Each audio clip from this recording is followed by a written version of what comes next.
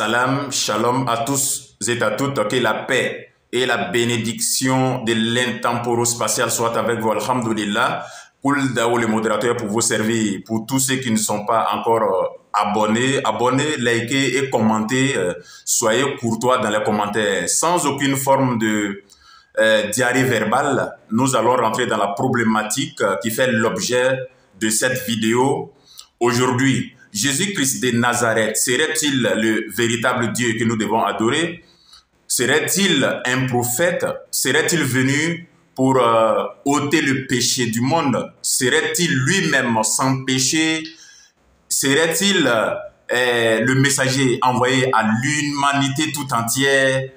Et c'est cet nombre pléthorique de questions que nous nous posons et auxquels les chrétiens sont lamentablement divisés, c'est-à-dire sur la personne de Jésus-Christ lui-même. Alhamdulillah, la DDR, Oustaz Diané et Ismaël Aka, en toute humilité, ont répondu aujourd'hui à l'appel, à l'entretien d'un pasteur à Bassam, Grand Bassam, derrière boulangerie Top Pain.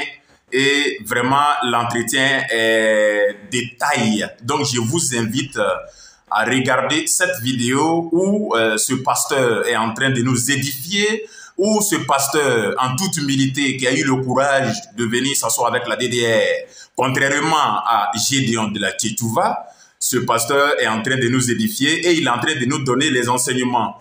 Nous allons suivre ce que le pasteur dit et il dit ceci pour clore. La mort de Jésus. On va tourner là. C'est par la mort de Jésus. Je peux répondre. Vas-y, frère. Ce n'est pas par la mort de Jésus que le chrétien trouve le salut. Jésus, c'est un envoyé de Dieu et il a laissé un enseignement. Et Jésus, dans son enseignement, après avoir rattrapé la loi que Moïse lui a donnée, la Bible dit qu'il est venu pour l'accomplir. C'est-à-dire rendre la loi parfaite. Voilà. Et quand il a rendu la loi parfaite, il a demandé que l'enseignement soit suivi et cet enseignement sera agréé vers Dieu en son nom. Voici ce que la Bible enseigne concernant ce que Jésus a laissé de la part de Dieu. Voilà. Donc c'est pas par la mort de Jésus que vous êtes sauvés. Non, la mort et sa résurrection. La mort de Jésus n'est pas la voie du salut, c'est l'enseignement de Jésus qui est la voie du salut. Allahu Akbar. Jésus, il est mort comme tout être humain. Voilà. Et si aujourd'hui Jésus revient, c'est pas parce qu'il est extraterrestre, c'est simplement parce que Dieu l'a voulu. Voilà. Dieu nous a tous créés au même titre, mais il a assigné, sinon il a confié des tâches particulières à tout un chacun. Voilà. Parce que nous ne pouvons pas avoir tous le même rôle. Voilà comment Jésus peut avoir un rôle exceptionnel parmi tous les prophètes. Sinon, il est ordinaire. Voilà, il a vécu. Et aujourd'hui, peut-être que parler du péché de Jésus, ça va choquer des chrétiens. Ça va choquer. Comment ça? Oui, si, je l'ai dit parce que la Bible dit déjà que fils de Dieu ne veut pas dire quelqu'un que Dieu a enfanté, comme on enfante quelqu'un à la maternité. Effectivement. Voilà, mais fils de Dieu, selon la Bible, ça veut dire quelqu'un qui est sauvé. Et la Bible retrace que Jésus est déjà sauvé parce qu'il viendra comme témoin. Voilà. Voilà pourquoi la Bible l'appelle fils de Dieu. Et la Bible dit encore que tous ceux qui ont cru en Dieu seront enfants de Dieu. Donc, le salut que nous cherchons actuellement, nous ne l'avons pas assurément.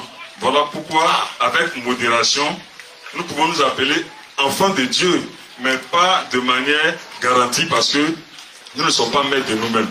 Dieu peut t'utiliser aujourd'hui et puis au moment opportun, en temps voulu, il peut te laisser. Ça dépend de lui. Dieu fait ce qu'il veut. Oui. Voilà. C'est ce que nous disons souvent.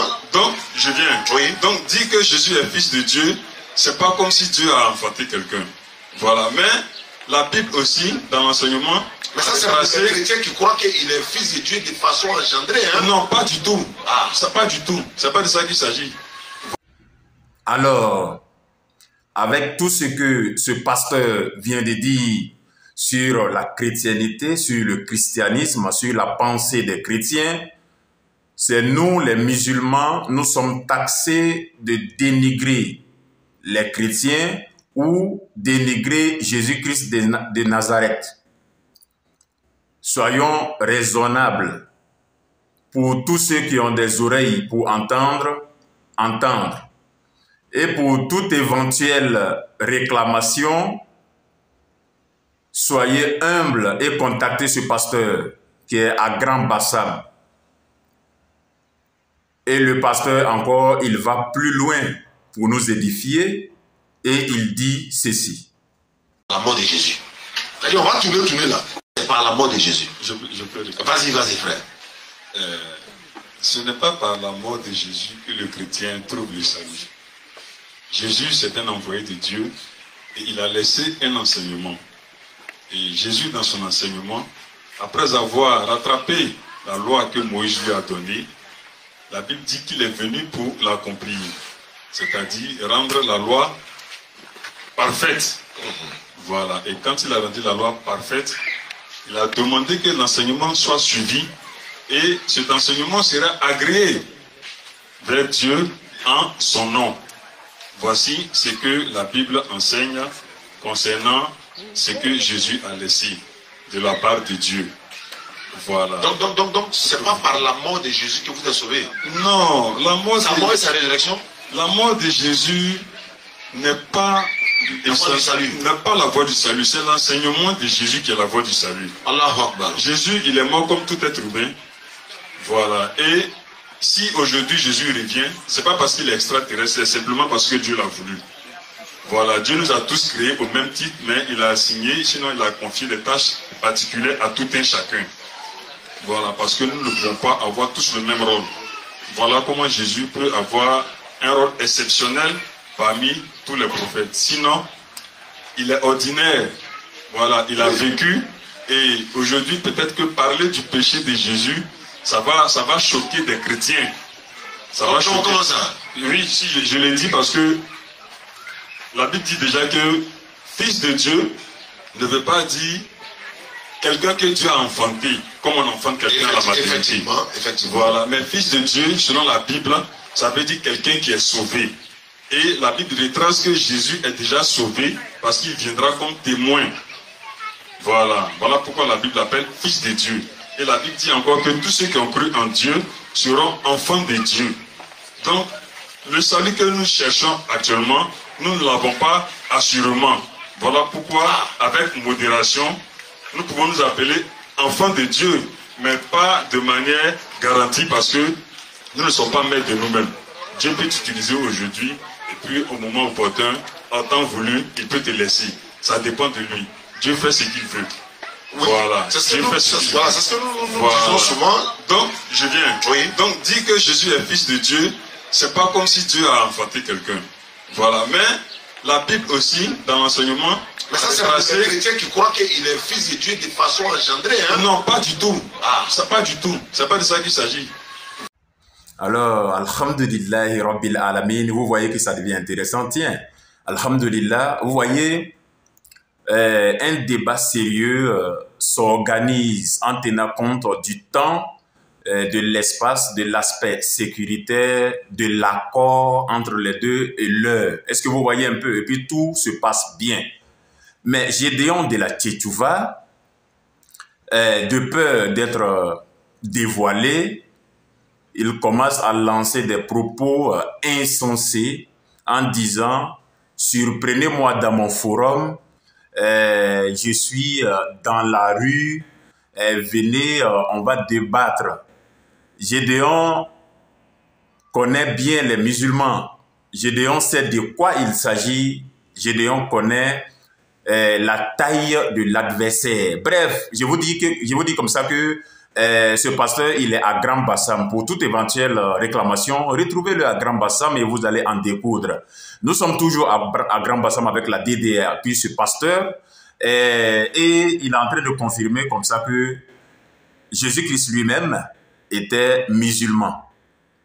Définition de musulman, c'est la soumission à la volonté de Allah subhanahu wa ta'ala. Nous suivons et il dit ceci. Tu es musulman ou chrétien? C'est musulman. Ouais, question. Je voudrais savoir si Abraham et Jésus pratiquaient la même religion. Abraham et Jésus étaient tous musulmans. Ils pratiquaient tous la même religion. Et Jésus n'a jamais été chrétien.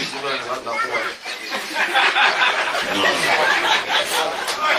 Jésus n'a jamais été chrétien, il était musulman. Donc, allons-y. Voilà, donc je continue pour dire que lorsque... Donc, ce qu'il a dit, c'est pas ton problème.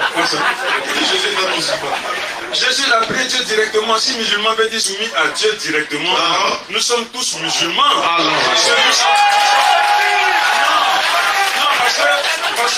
Parce que moi j'ai un problème. Voilà, moi je suis franc. Je suis que les chrétiens et moi on est franc. Moi je suis franc. Si on définit que musulman veut dire être soumis à Dieu, c'est que nous sommes musulmans. Parce que nous sommes soumis à Dieu. Même si un prophète vient t'enseigner la parole de Dieu, ce n'est pas à ce prophète que tu es soumis, mais c'est à Dieu que tu es soumis. Donc Jésus lui-même il a dit, celui qui croit en moi ne croit pas en moi, donc je crois en celui qui m'a envoyé. Donc par définition du mot musulman, Jésus était musulman.